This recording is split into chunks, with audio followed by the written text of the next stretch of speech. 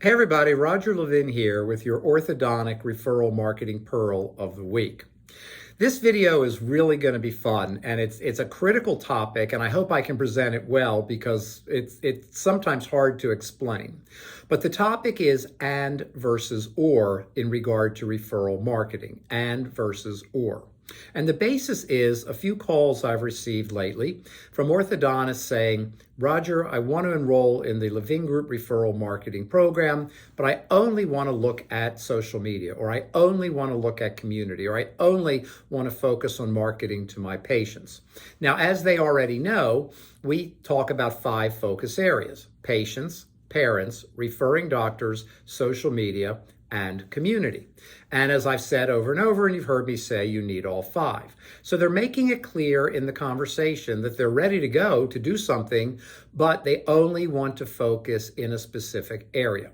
I call that or. I want to focus on patients or parents or social media or referring doctors or community. Now, once in a while, there's a good reason. We had an orthodontist who burned all his bridges with referring doctors, so spending a lot of time there, in his mind, didn't make a lot of sense. We have others that feel that they have a phenomenal program focused on the kids. Maybe they do, maybe they don't, but they use that data point or that gut sense to say, I don't want to deal with that. So they're looking at A or B or C or D or E.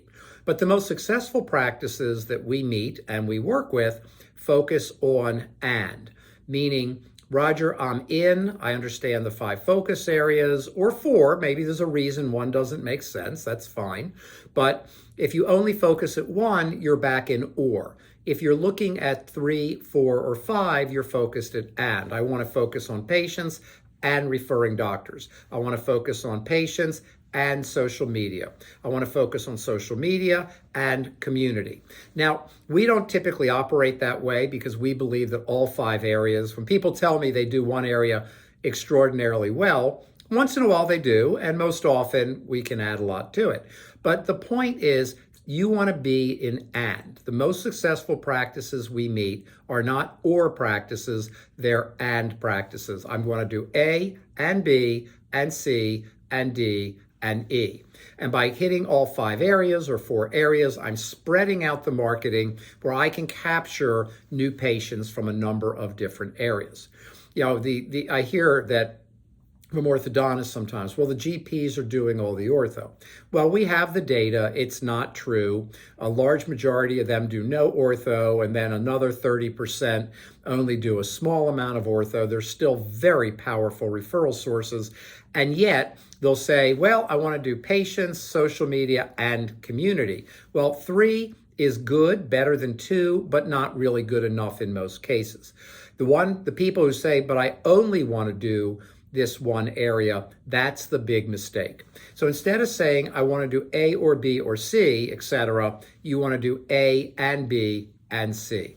Now, I know that's philosophical for this particular pearl of the week, but I still think it's really important to share it with you. You may have a bias, a prejudice, or a subjectivity about not doing something in a certain area. But what if you're wrong? What if you can grow that? Or what if it synergizes? I know the patient marketing that we do with our clients spins off a huge amount of social media marketing, as an example. So there's integration between the areas that's so critically important. As always, I wish you ongoing orthodontic practice success and increased practice referrals.